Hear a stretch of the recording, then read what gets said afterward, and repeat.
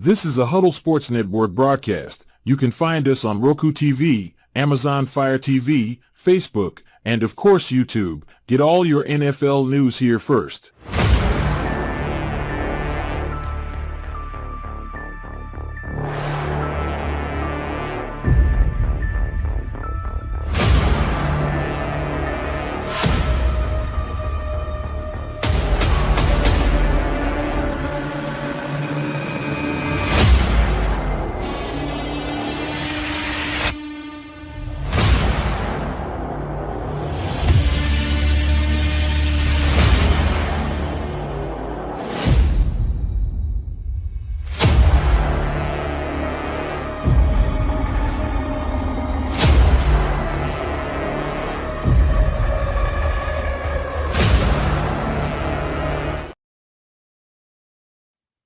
Hey, good evening. Welcome to Hala Report. It's Ken and Woody, and Woody has no opinion, and I also have no opinion. Imagine that. We have no opinions. None whatsoever. Nope. So, speaking of no opinions, here's one we'll have no opinion on. Hard Knocks, New York Giants edition. Came out yesterday. I watched it today. I know you said earlier when we were talking pre-show you haven't watched it yet. It's good.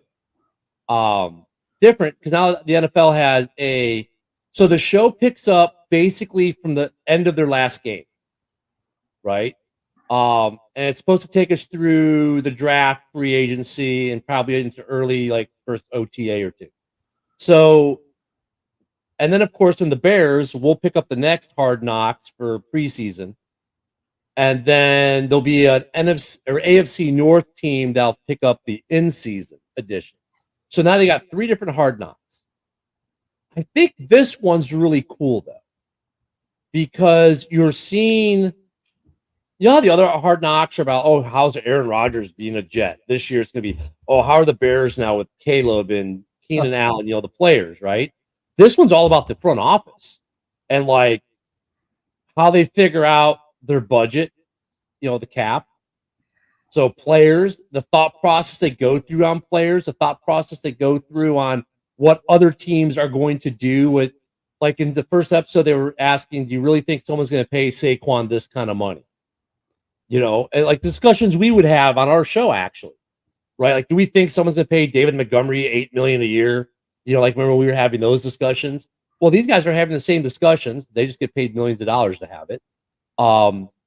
So I think this Hard Knock is going to be interesting, not because it's the Giants, but because you're going to get to see the process of a general manager and their team from the end of a season, starting a new season, through that whole process of free agency,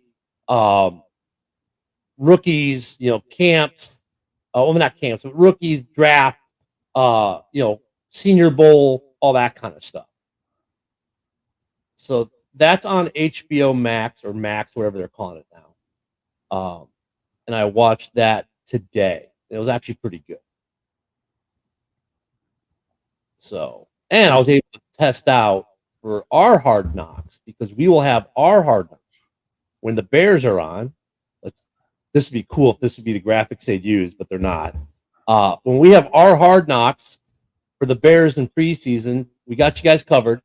They'll be on the Mike the Bear Fan page. If you go to the Mike the Bear Fan, you'll see options to subscribe to the page.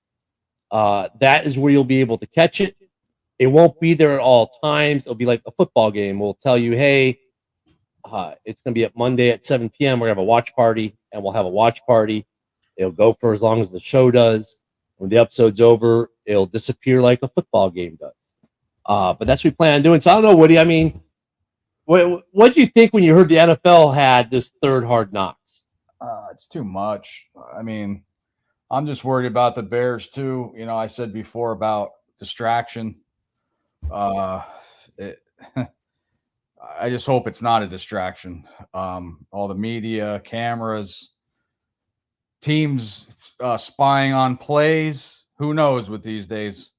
But I think one's enough. And then you got now 3. So, I mean, I don't know what they're starting to, NFL needs more money.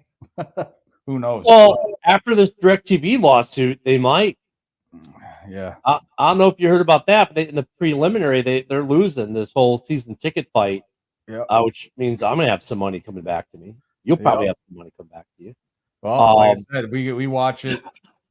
You know, I did promote to a lot of people with the look inside the box. You know, good internet. All you need is a Fire Stick. You know, inbox me if you want to watch.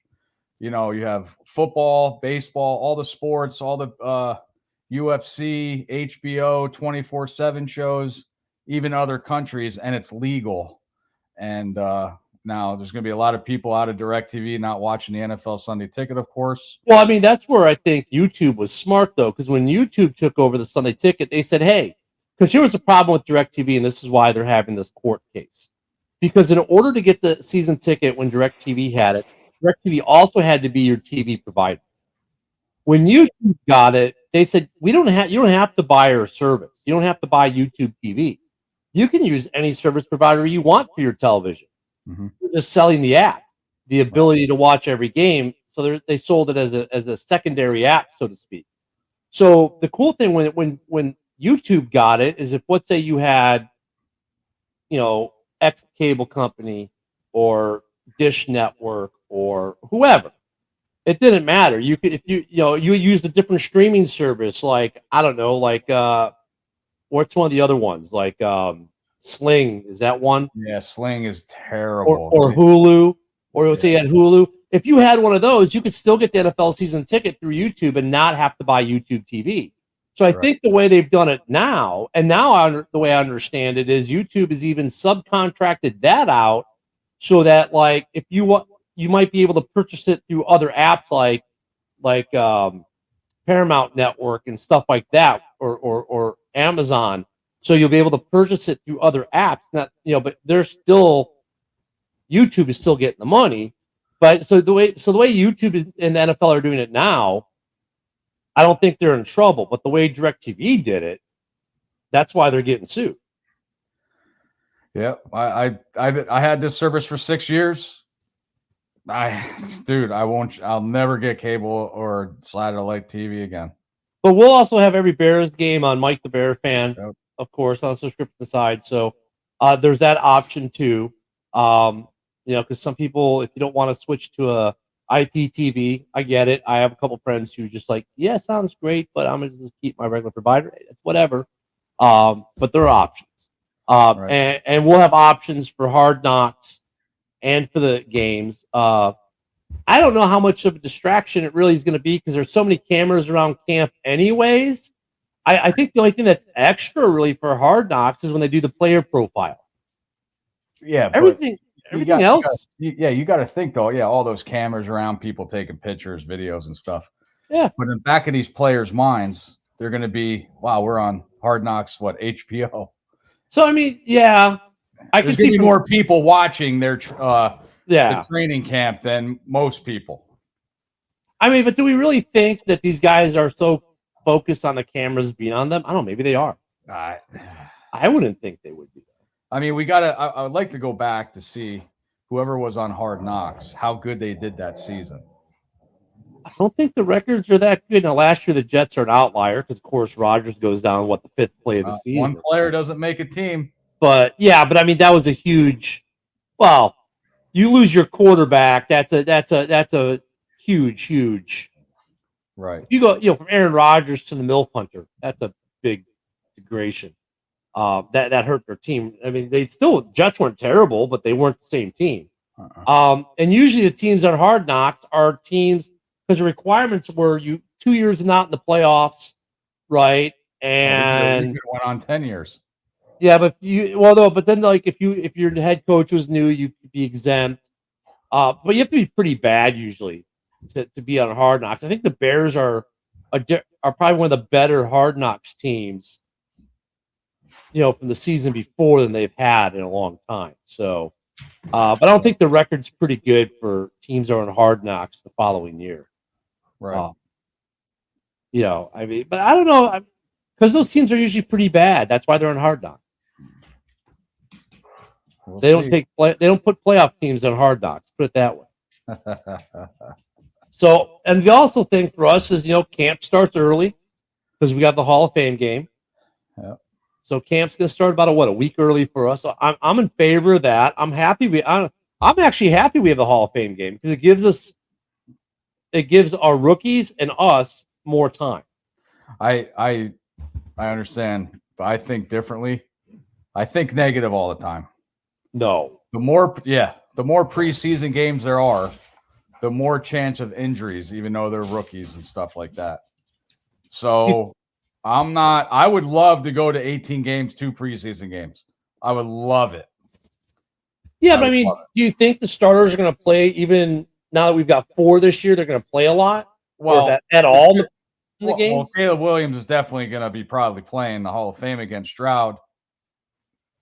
Yeah, for like a series. Yeah, well, that series could, I'm telling you, anything could happen, especially in this league. I mean, but are we that risk averse? I would say that the injuries are worse as we've made training camps more light and we've taken away preseason games. I see that. I mean, every year, oh man, week 1 or 2 suck because they're not game ready by week 1 or 2 still. Right. Because the way we don't play them in preseason and camps. I mean, would 18-2 really help? I mean, it might as well be 16-4, honestly. Those first 2 games are going to be terrible. Yeah. And even, like you said, even week 1, I count as preseason as well. So, it's just like the playoffs too. Like at the end of the year, if your team gets a bye, rest the starters. You rest them the last week, then you get a week 1 bye. Are those quarterbacks or players really ready? They're cold. They've been out. I think Bill Belichick is probably the only coach that didn't sit their starters when they had a first round bye. They played all through. That's what I'm saying. I'm actually looking up this question that Boo had. I mean, you remember back in the day? No, this is the first time. The Bears are the first team to be selected for Hard Knocks with a rookie quarterback selected number 1 overall since Cleveland Browns were featured in 2018 with Baker Mayfield. So there you go. I don't know. I think camp used to get the teams. I think the camp used to get teams ready more. I don't think, as far as Hard Knocks with the rookie quarterback and the media circus and everything, that's the thing with Caleb. It was going to be a media circus anyways, wasn't it? I mean, does this really make it worse? I mean, Chicago is a different story now. Playing for New York teams in the spot like that, the media is a lot worse. So it could be a little bit lax, but I'm still worried about the distraction. But I mean, we're all assuming that there was going to be a media circus with Caleb coming in this year anyway. Yeah. So like already with the number 1 overall pick, replacing Justin Fields, who the fans ended up liking. Yep. Does Hard Knocks make it any more of a circus than it was already going to be? It's going to be more of a circus. Just substantially more? It doesn't matter how big or how small. It's definitely going to be more. Okay. I mean, I could buy that. I mean, because now they got to give Hard Knocks at least a couple hours a week to talk to Hard Knocks. I get that. It could even be a respite for some of the guys to get away from all the local media. Oh, sorry, guys. I got to do Hard Knocks. I'm out. Yep. I mean, so it could have the opposite effect. Eberflus has experience, and there are a couple players who have experience with Hard Knocks on this roster, like 2 or 3. So that might help. But I could, wouldn't that be interesting if the Bears flipped the script on that? Like used Hard Knocks to get out of the spotlight with the local media. I don't think it's happening, but yeah, I guess. I mean, I don't know. Now, of course, with us having the extra week at camp, that gives Hard Knocks more time, which is kind of like what happened with the Jets last year. I don't know. I like it because I think we'll be more ready at week 1 with the extra camp time, the extra game. I hope the starters do get a little extra time because to me, the guy getting hurt in week 3 of the preseason or week 1 is the same. You still lose him for the whole season. I mean, I think we had less injuries when we had 4 preseason games, and we saw more of the starters than we do now. Well, I know, like I said, I'm worried about the distraction, but you got to think the players love it. The players, coaches, everybody's gonna love it. Ryan Poles will probably be down on that sideline all through that. Yeah, he doesn't. I don't know. I don't see Poles as a spotlight ranger though. He looks good on camera. He does. That night, I love that. Did you watch the documentary, The Bears Shot? That was at 1920 Football Avenue. About their draft process. It's about a half hour long. It's on YouTube. It goes through the Bears draft process for Dunze and Caleb, and it covers like in the war room on draft night, like when they were waiting to draft Rome, and they thought for sure the Giants were going to nab him, or at least Foles did. And one of the sisters, no, they're going with neighbors. They're going with neighbors. It's like, oh, my gut's telling me, I need to make a trade. I need to make a trade. And then, of course, we end up getting him without doing anything. And so when they get Rome, like, and we got him for free. I mean, they were like a bunch of little kids. I mean, it's a great doc. It's like 30, 35 minutes. The Bears put out, I think it's 1920 Football Avenue or something like that is the YouTube channel. Really good. And that's what we're seeing with this Hard Knocks New York. We're going to go through their draft process. So it looks like, like watching that Bears thing that they put out, which in a way was almost like their own version of Hard Knocks, right? It's fucking people, man, I swear. It was cool because like we like Poles knew he wanted Rome Odunze from jump. I wonder how if Neighbors was always going to be the guy for New York. We'll find that out in Hard Knocks. Well, like I don't fucking Rob, the guy I work with, go Birds, go fuck yourself. Anyway, Sheagles. He's a Sheagles fan, and yeah, Sheagles. Now that just my fucking God. Anyway, I lost my train of thought because now I have that shit in my mind. I was thinking about this. It's just random question and stuff like that. Like, for example, the first round picks. Even if the teams are going to trade up, how the hell do these jerseys have their names on it? Like, do they have to know ahead of time who they're picking? Because I think what the NFL does is like they print out the name and all the different color combinations for the back of the jersey, and then they just iron on. They literally iron on the sewn name onto the jersey of the team that, yeah. So they pre-do the names sewn, yeah, with all the different nameplates. And then they just put the proper name plate to the proper jersey and go. Because I was gonna get a Chicago Bears #1 with Jalen on the back, Jaden Daniels. Well, there you go. Minus Caleb. Yep. Go ahead. Most excited for who at least excited for me, Adunze, at least Nate Davis, he could be the key. Minus Caleb, who are you guys most excited for? Oh, I think he's meaning the rookies. If it's not the rookies, I am dire fucking need. I want to see what Stevenson can do this year. He is a hard hitter. He has to cool down on his extracurricular activity after the plays are over. But I'm really excited to see how he is. So, Boo, say if it's rookies or anybody on the team that you were talking about. For me, rookie-wise, I mean, minus Caleb, yeah, it's a Dunze to see what they're going to do with them. Yeah. I'm excited. If it's just rookies, I'm excited to see.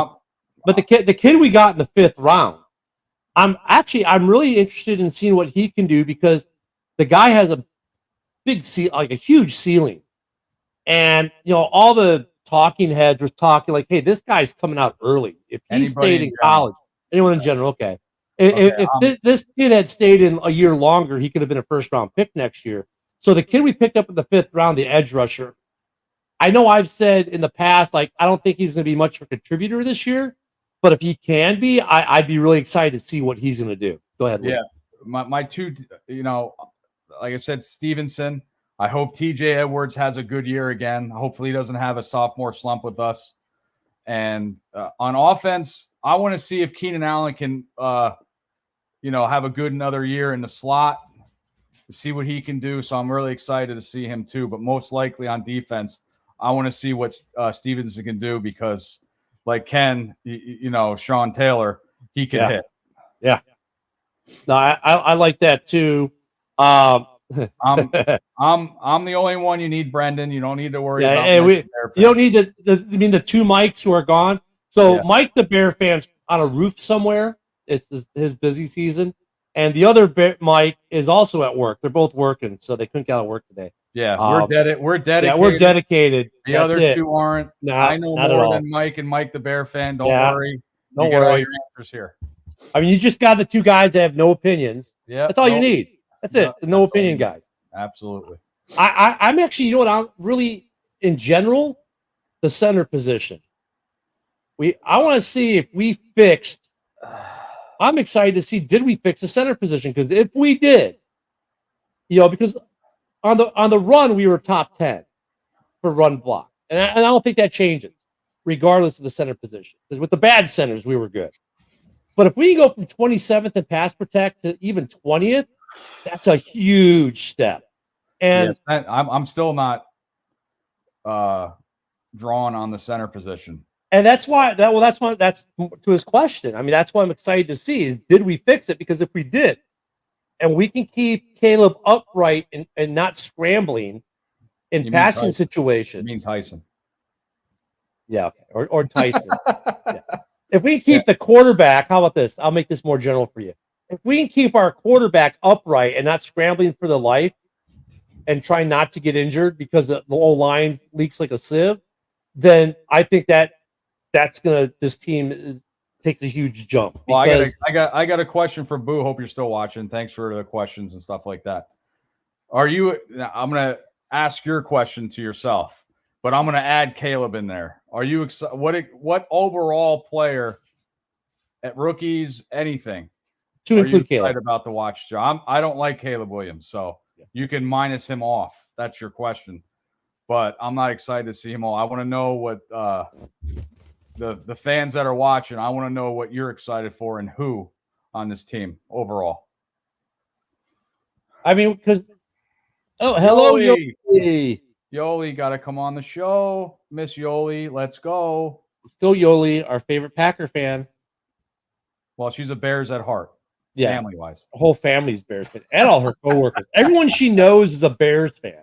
Yeah. So I mean, but if for me though, if we fix the center position, now the least excited to see. Yeah, that's tough. Doing well, Yoli. Doing well. Hope you're doing well as well. I know. Hey, you got the weekend off. It's 4th of July weekend. That's a tough question. though. Least. I know. It's. Oh boy. Least. I'm still not. We'll see how. I don't know. I'm still not drawn on the secondary edge position as well. I'm least favorite to see how that happens. And unless the 5th rounder steps up and with that high ceiling. And the other player I'm excited about is the punter. Thank you, Yoli. Is the punter. Yeah. I'm excited to see what he can do when we're that's down. Right. It's Yoli. It's her birthday tomorrow, isn't it? Oh. Yeah, so happy birthday, Yoli. Happy birthday, Yoli. Happy 25th. Starting early. Happy 25th birthday. I thought it was her 21st. She can drink then. That's good. Yeah, that's even. I thought maybe it was her 21st. Wait, she's a teacher, so she has to be at least 23. Yeah, she's off.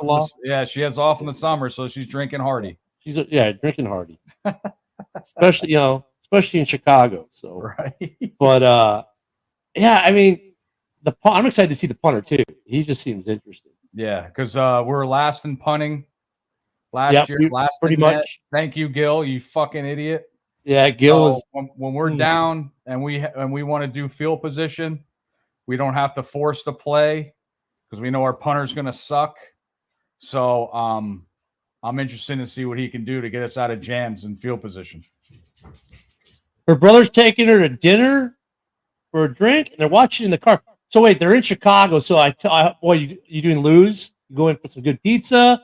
All right. Well, they closed my steakhouse now.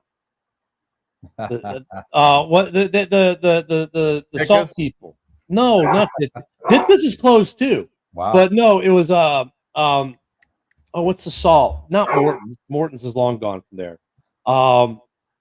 Lowry's. Yeah, I was never out there yet. Was it Lowry's? Yeah, Lowry's Steakhouse is gone. So yeah, hopefully it's a steak dinner, but let us know where you're going, Yoli. Throw them a little plug, maybe get you a discount. Here you go. Boo says, most excited for Caleb just because of the hype and curiosity to see if he can hold up the bar. It's been set. And close second is Jenkins in a contract year. Well, Jenkins got to stay healthy first. Yeah.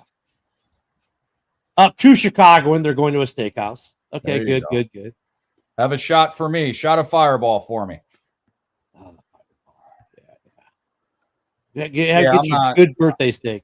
I like I said, I know Caleb's a big hype, number one pick.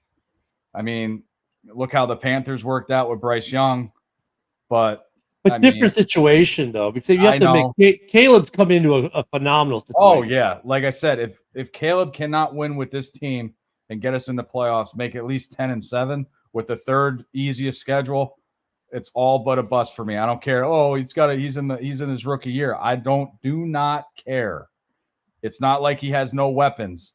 Look at what CJ Stroud did last year.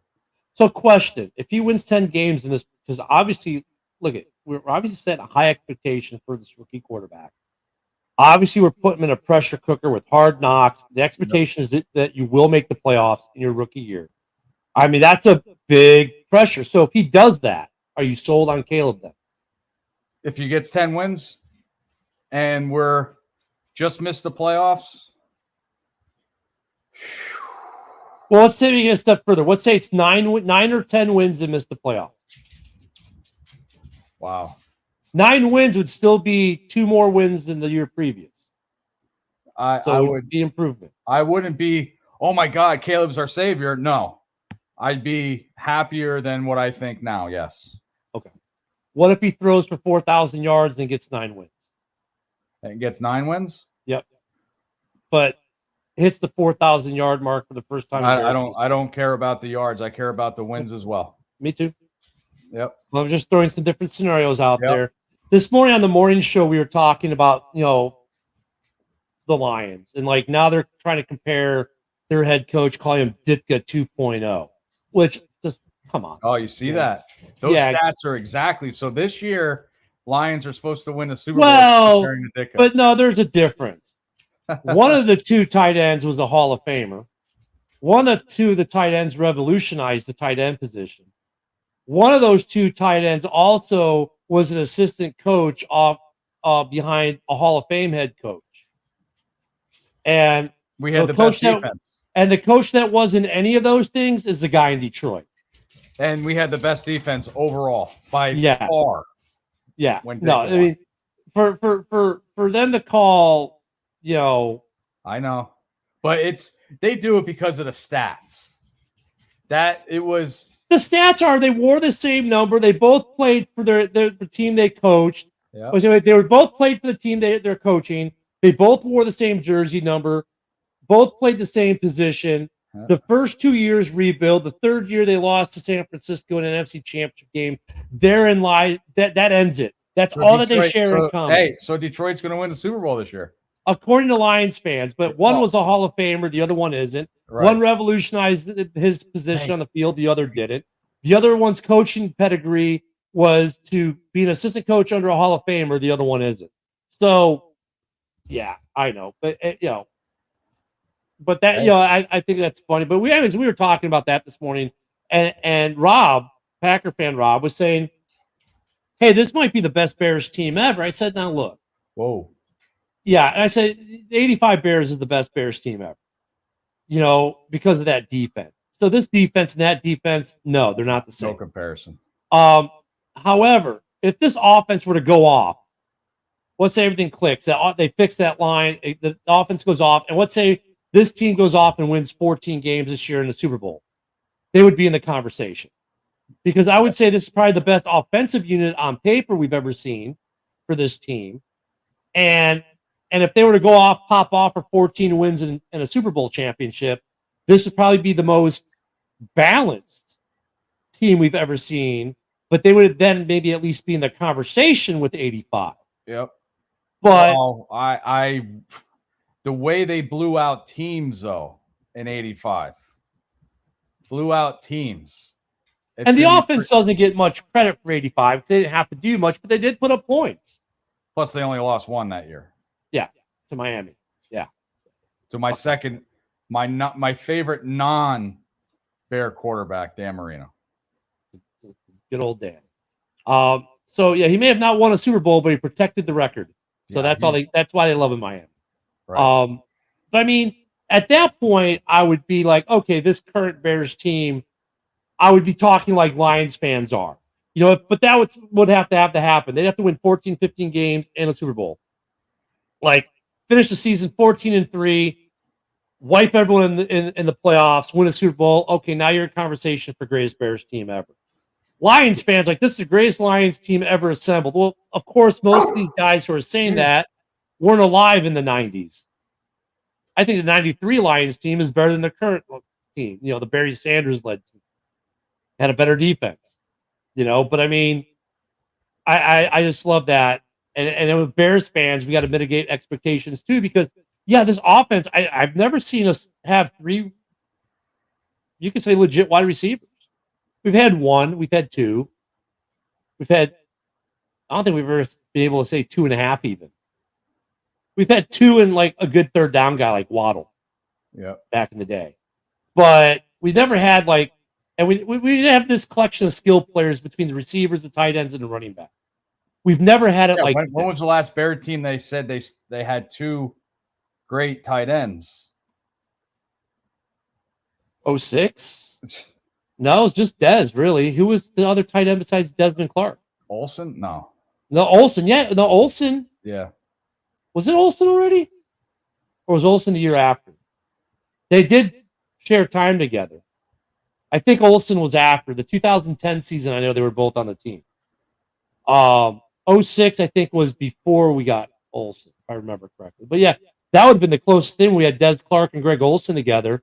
That was probably, and then Mike Martz ruined all that. He didn't want, he didn't use the tight end, so he got rid of him. Dumbest mistake to get rid of Olsen. But even then, we had the two tight ends. We didn't have the running back, a running back room like this and a wide receiving room like this. This is the best collection of weapons we've seen on the Bears offensively as a collective whole, I think, than ever. Even 85, you had Walter, you had Matt Suey, you had Willie Gault, Dennis Gentry, but Gentry wasn't like lights out. Gault was just speed. Yeah. I mean, McMahon was a pretty good quarterback as far as, he could throw the ball long, and he didn't have to be accurate. He just had to toss it, and Speedy Willie, catch up to it. But he would sail a lot of balls in the middle. I mean, he was rookie of the year. A lot of people forget that. McMahon was rookie of the year his rookie year, offensive rookie of the year. So I mean, he was a good quarterback, but the 85 offense wasn't that great. Now, if you look at 2006, that defense was stellar, right? But that offense was what, 15th, 16th in the league? Pretty close. So, oh my God, hey Sarah, long time no see. Oh, Sarah, what's up, Sarah? No, we haven't seen Sarah in a long time. Long time Viking fan. Yeah, she knows her shit, ladies and gentlemen. She knows her Vikings. So they're my outlier, right? I think most of us not Vikings fans. Even I don't know, Sarah will tell us how she feels. I think they're the outlier in the NFC North. Like they're the one team that could win 10 games or they could win 4. Sarah, what do you think? How do you think the Vikings are going to work out this year? When's JJ McCarthy going to start? There's my question for you. Because isn't that the only? And my second question will be, or third, how many yards is Aaron Jones going to have against Green Bay in both games? So actually, I think there's two questions there for me. One, can Aaron Jones stay healthy the whole season? That's a knock Green Bay. All the Green Bay guys, he can't be healthy. So who cares that he went to Minnesota? And then for me, it's like, I think their only downside right now is the quarterback position. Like that team is dangerous. It's not like JJ McCarthy can sit behind Sam Darnold. Oh yeah, and Sam Darnold only has to be good. He doesn't have to be good. He has to be Kyle Orton. Well, I guess Kyle Orton was good. Yeah, he's got to be Kyle Orton. He's got to be neckbeard. He's got to channel that inner neckbeard. Be a game manager. He doesn't have to do anything flashy. He doesn't have to be Superman. Or he doesn't have to have that pressure like he had with the Jets. I mean, he just has to put the ball when they tell him to put the ball. Yep. If he can do that, they're going to win a lot of games. That defense is good. Okay, here's what Sarah says. Yep. All right. I said week 6. I said week 6. Which is close. Sarah, I'm saying they could win 10 games. I look at the schedule of all 4 teams, and I see 17 winnable games in everyone's schedule. 200 yards. He is a division killer. Yeah. In Green Bay? Or is that? Oh, yeah. And he'll do a Lambeau leap after a touchdown. I'll add that for Sarah. You know she's thinking it. He's going to do a Lambeau leap after he scores a touchdown for Minnesota. Watch. Yeah. And you know what? I don't blame them. They did him dirty. Yeah. For them, it's their quarterback issue. And you know what? And look at J.J. McCarthy. He's walking into the second best situation a rookie quarterback has ever walked into. Caleb's walking into the best. But J.J., yeah, well, because of your quarterback position, that's why people think you might only win 3 to 5 games. Like, I think you guys could win 10 games. I think everybody's thinking about 3 to 5 games because of the quarterback position. It's quarterback. But if you guys get decent quarterback play, like doesn't have to be your quarterback play doesn't have to blow anyone's doors off. They just have to be. Hawkinson's got to stay healthy. Yeah, I think next to Sam Laporta, right now, if I had to pick the tight ends, Hawkinson and Laporta are probably the best in the NFC North. And Laporta he's only his second year, so if he doesn't have a sophomore slump. And he has Laporta's got to prove it to me. He's only for him. Laporta had a good rookie year, but I'm not ready to call him a top 2 guy in the division yet. You got to do 2 years. You got to give me at least 2 years of top level play to be considered a top guy. Oof. Greg, seriously, look, he's good. He had a great year last year, but Komet's had a couple good years. Last year he had a career year. With an offense that couldn't do much, so. That's why I've Komet in that situation. But for me, Minnesota, they got a great defense. Yep.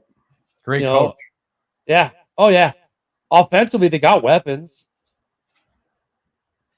Let's see. Flores probably has guys he handpicked, so I expect I do too. I don't think people are like, but they lost a big-time edge rusher with lots of sacks, and they added 2 others one of them might be defensive rookie of the year.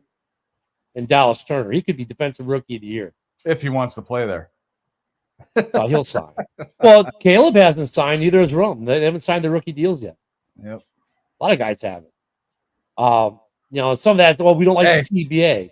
Daniels did. He signed his rookie contract. There's quite a few rookie contracts that need to get signed. But look, if they're practicing, so it's for me, it's not an issue till it's an issue. I think they're going to be good. I think this division sends 3 to the playoffs. I have the Vikings being the odd man out this year. I don't think. Well, it's feasible to send 4. The whole division. Technically, you could send an entire division to the playoffs, but NFC. I don't think that's going to be the best division in the NFC this year. Yeah, and then the AFC North will probably be the best division in the AFC. Yeah, maybe. I like that AFC South. That's going to be Houston. It's Jacksonville. It's going to be Houston, Jacksonville, Indy. Yep. And then who's the fourth on that one? Holy Houston, shit! Really? Jacks, Indy.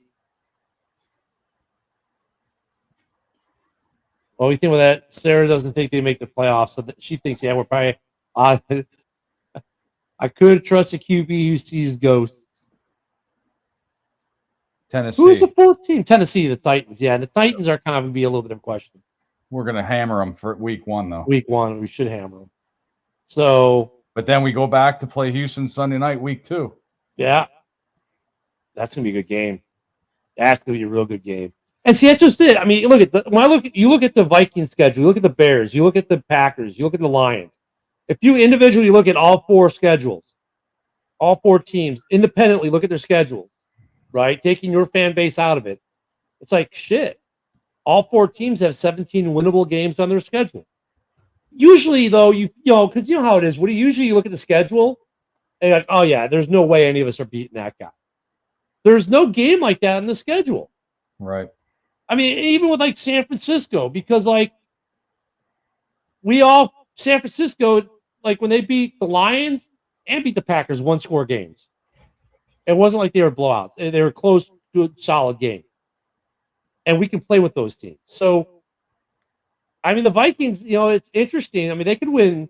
This division is going to be interesting. But the Vikings are my outlier. They're just that team that's like, yeah, I mean, their first 5 games, I don't even know who they got their first 5. We don't even see a division game until week 11. They do have one earlier. 6 of our last 8 games are in the division, which I don't like. They get Green Bay, I think, early, which is good because now they open up at the Giants. No, but they get them early, like in the first 5 weeks. Oh yeah, she said the first 5 weeks are going to be tough. Yeah, who they got in the first 5 weeks? They got the Giants week 1. Okay, that's easy. Let's see. Well, Minnesota or San Francisco week 2. Well, that's not easy. Houston week 3, but That's those 2 are in Minnesota. Then they play Green Bay and then Detroit. So I would say the first game is a lock. But I mean, you got look at all 5 games are winnable though. Right. They're all like there's not any one of those games like they have no chance. They're all winnable games. Like San Francisco is completely winnable. Their defense suffered a lot of loss in personnel in the offseason. And you guys have a good defense. So Green Bay you can beat. You can beat Detroit. You can beat Houston. We're not. Or not. But I mean, I look at the Vegas guys going to give that game to Houston. But I mean, it's a winnable game. I don't think they get blown out. I think it's a 1-score game probably. Just unless they come out week 1 and let the Giants run all over them because Sam Darnold just wants to throw interceptions all day.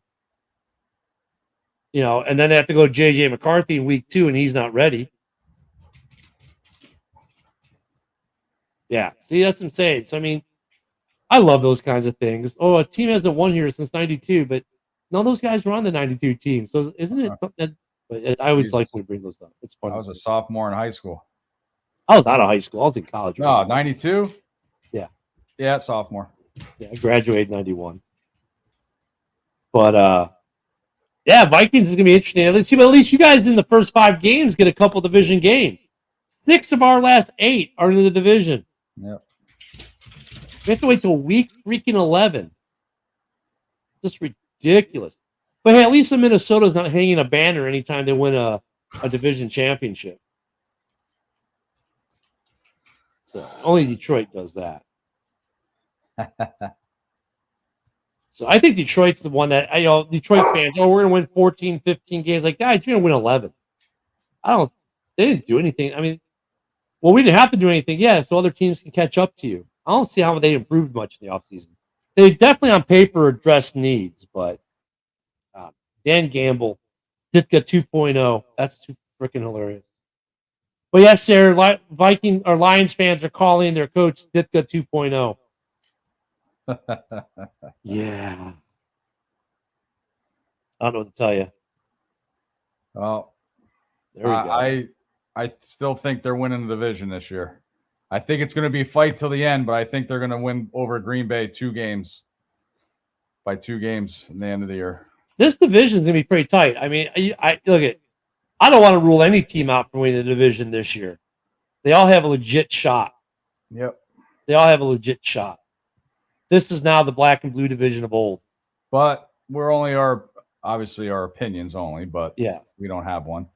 But No. somewhere we think this division is going to be the best in the NFC.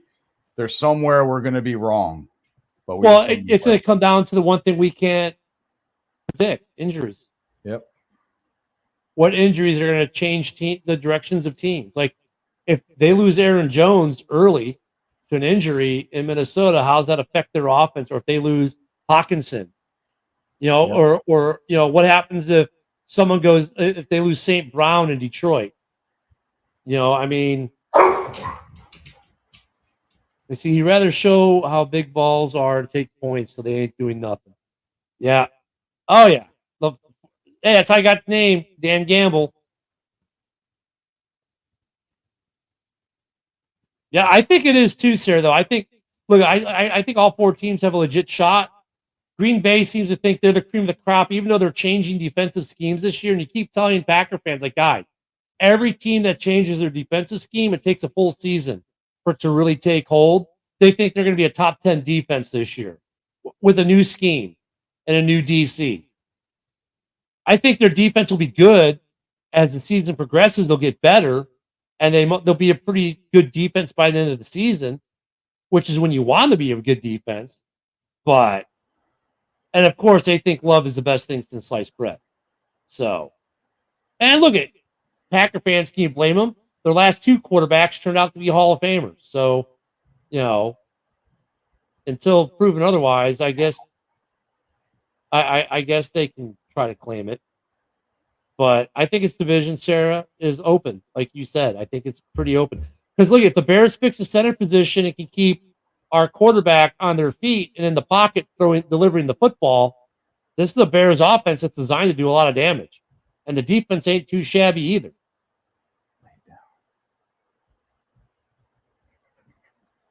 She says the Vikings and Bears had the better defense in the division last year. Yeah? Well, second half of the year for us. Yeah. The Lions, so didn't they have the number 1 run defense, the Lions? Detroit, I think, had the number 1 run defense. But it's a wide open division. It really is. And it's unfortunately for Detroit, when they finally got good, so did everyone else. It took them 3 decades to get good, but when they got good, everyone else got good too. I mean, the Bears are on schedule. The Packers are ahead of schedule. And the Vikings, say what you want about Quezzy, but he's kept them relevant. Yeah, Quezzy finds a way. They got screwed at that Cowboys game, though, because they would have had – the seeds would have been switched if they'd won that Dallas game. Okay. So if the seeds are switched, you think the Lions go to the Super Bowl last year? Hard to say. Things could happen, but that one play screwed their season up against Dallas. Because who did San Francisco get in the first playoff game? Green Bay. That means that they would have gotten Green Bay, right? Detroit would have gotten Green Bay. Well, Green Bay won a playoff game. So if Detroit had the number 1 seed, right, then they would have gotten Green Bay in the second playoff game. Ooh, that would have been fun. Yeah. That would have been fun. That would have been a hoot. The Packers, I mean, they're going to be good. I think they're ahead of schedule. I think they're going to have to pay their quarterback a truckload of money. And just, I mean, yeah, look, they should have won that game. They should kick the extra point, gone to overtime. They would have won that game. But like I said, he had balls. He didn't want to go in overtime. He wanted to win the game. I understand he has that. Coaches have that choice, but they would have scored because he did report.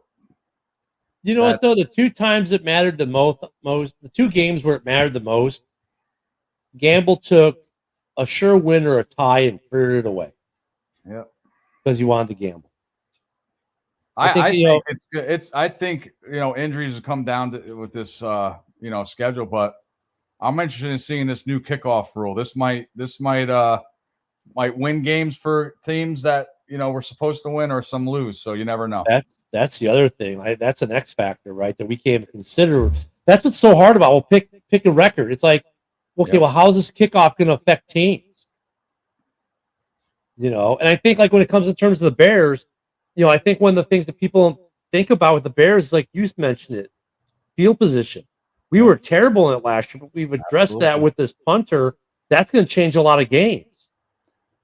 Yep. So between the kickoff rule and our now kicking ability, that's a game changer for Chicago. Yep.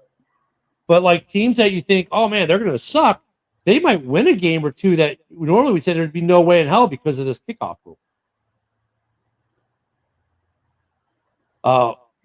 What wins games? Points. If you take the points and keep gambling, you're going to lose. Yeah, you're not wrong. He gave up points in the NFC Championship game. He gave up points in Dallas. I mean, but Gamble was doing that all year. He stuck to his guns. He was consistent. Fake punts. He was, but I mean, that would have been better though. Do a fake field goal in that Dallas on the third try. Just do a fake field goal, or even in the San Francisco game. Like everyone knew they were going for it because they lined up. Make it a fake field goal or a fake punt or something. Don't make it obvious. Like he should have run a gadget play versus a straight up offensive play. Like make it a fake punt. Make it a fake field goal. From the 2-yard line, you could have gave it to Laporta. You can ran her up the middle with that offensive line. Yeah. Wow. Oh yeah. Cause remember how they were talking? Oh my God, this is an offensive line. David Montgomery's gonna go 5 yards before he gets touched. Obviously, that wasn't the case in Dallas. Nope. But this kickoff rule is going to change a lot. Yeah, because you have to announce the players or the teams that you're going to do an onside kick now. Yep. And if you kick it and there's a box, if you get it within the box and you tackle them, great. If it goes into the end zone, it comes out the 25 or 35, whatever it is. If it goes though, if it lands in the box, within the box, right, and then it goes out of bounds at the 1, it's down at the 1. That's the way I understand it. I don't know. That's just dumb. I think you're going to see designed kick plays now for the first time ever. Yeah. You're going to see designed return plays for the first time ever. That's why Justin Fields makes a great example because he could run the ball or he could throw it to the other side as a quarterback. He knows how to throw the ball. He could throw it to a guy on the other side of the field and gone. I mean, it's going to be crazy. It's going to be fun to watch. And I'm wondering how much of it we're going to get a feel for in preseason. Yeah, it's going to be interesting. We're going to see how we really like this in preseason. Well, I don't think we'll really know until week 7 or 8 of the regular season. I just want to see how it works out in preseason if I'm going to like this or not. Yeah, I mean, we get an inkling. I think there's going to be a lot more kickoff returns for touchdowns this year. Yeah. Because all you have to do is, run right up the lane. I mean, what I was taught when I was on special teams too is stay in your lane. Well, it's kind of hard to do that all the time. Somebody's going to miss their lane and somebody's going to just run. And then these teams, they better get their punters in the tackling mode as well. Good thing we got a big punter who's built like a linebacker. Yep. I mean, but it's going to be, look at it. It's Devin Hester is exciting for the league. We haven't had anything like that since Devin. No. This is a way for them to try to recapture that. I say you want Devin Hester to be back in the league, that kind of thing. Go back to the old rule. Because now they're saying for this injury. Yeah. Okay. I buy that argument as much as I believe Kirk Cousins is going to win a Super Bowl this year. Oh, no. Yeah, exactly. He's going to use Kyle Pitts better than what Ritter's been doing. Well, and he'll use Darnell Mooney. Darnell Mooney will have a resurgent season this year. The change of scenery and the new mindset will do him good. I think Mooney got mind fucked in Chicago. Yeah, and then like I said, Justin Fields favored them. He favored him his first year. Yeah, and then also he's not the one, and then he just couldn't wrap his head around. Atlanta. I think Atlanta has a good offense, especially with Bijan. I mean, he had a great year last year. Just like Jamar Gibbs too. But I'm excited to see how Kirk Cousins does at Atlanta with that offense as well. I mean, I think he had a better offense than Minnesota. So who are you going to take to win that division, Atlanta or Tampa? Whew. Wow. I like Sarah's comment. Kirk and the Super Bowl don't go together. I like Baker a lot, so I'm going with Tampa. If I had to pick now, Tampa. And the Saints are a dark horse to do something. Yep. Because they just keep hanging around. But we're going to get to those. We'll get into some division picks as we get closer. We're getting closer to our camp starting. It's been a real quiet news cycle last couple of weeks. The Bears still have some money to sign something. I don't know if they're going to sign Ngakoue or wait till camp is in or draws closer to an end to see if other people are cut, or if we're going to go with the fifth rounder on the other side. Sarah says Kirk is going to do Kirk and choke when the game is on the line. But he's going to win free agency, Sarah. He always does. Yipper. Actually, Sarah, that's the other question. Were you pissed at the NFL's decision on the tampering for Cousins?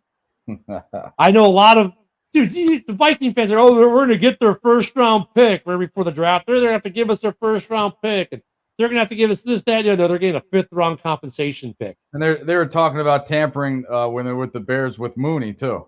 Oh wait, no, they're not getting anything. No, right? They're not getting anything. Atlanta's losing like a fifth rounder. Yeah. Minnesota got 0. So I'm wondering if Sarah's upset about that or not. But like I said, they were talking about tampering with Mooney. Yeah. And Saquon with the Eagles. Talk about tampering there. But they said there was no the Sheagles did no tampering. Yeah, okay. Well, Eagles fans. Giants didn't have an offensive line. I'm like, do you follow Saquon? 2 non-contact injuries, and he had 1 against Chicago. So it's not all the offensive line. I know his legs are built like you wouldn't believe, like a horse, but non-contact injuries suck more than regular. I love Sarah.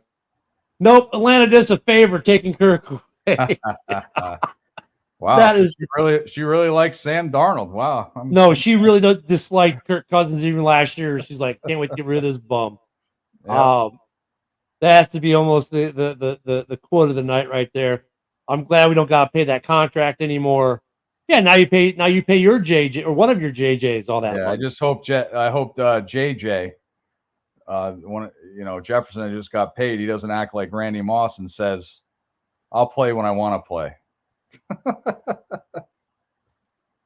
It's gonna be JJ to JJ by midseason. Yep, that's gonna be interesting. They're gonna be. They got some weapons though. I mean, I'm looking forward to those games as we get to it. I'm looking forward to Camp Star. I'm looking forward to Hard Knocks because hey, we'll have something to talk about. Yep. Football wise, so there's some good things happening, Woody.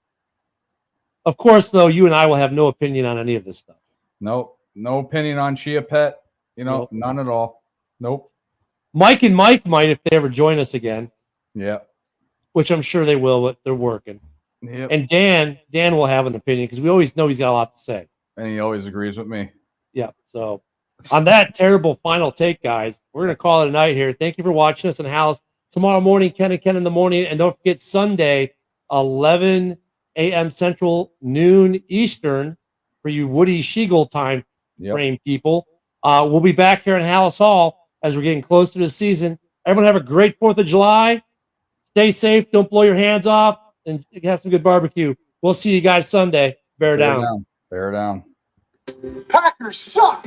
This is a Huddle Sports Network broadcast. You can find us on Roku TV, Amazon Fire TV, Facebook, and of course YouTube. Get all your NFL news here first.